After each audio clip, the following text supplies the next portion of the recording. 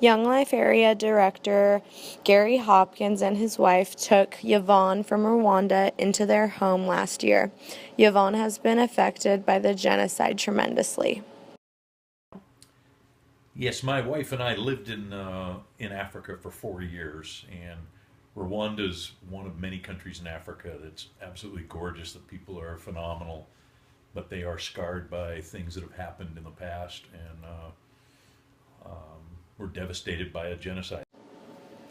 Hopkins said in a matter of 100 days, about 1 million Rwandans died in the genocide, and that was about 10% of their tribe's population, which changed the demographics of the entire country.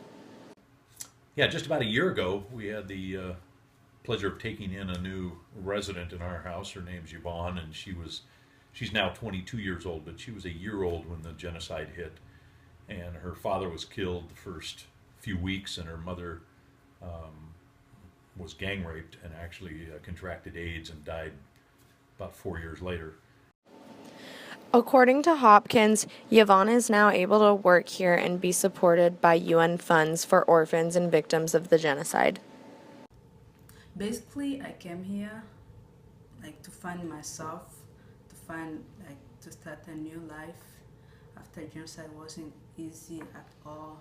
Life, everything. Yvonne says it's extremely hard to find jobs in Rwanda because of the youth, which is another important aspect why she's here. Most of the parent genocide were killed, so there was like a lot of orphans and widow.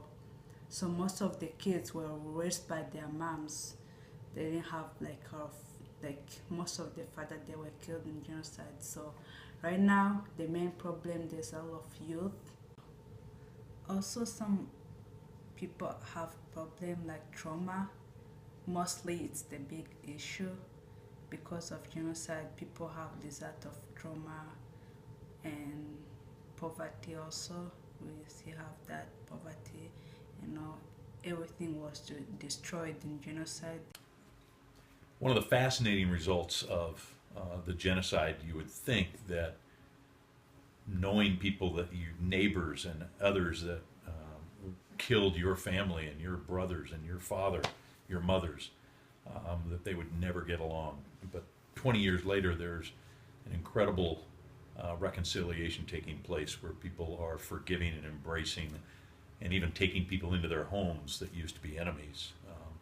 So I believe there's a great spiritual work being done in Rwanda as well as rebuilding the economy and rebuilding the country.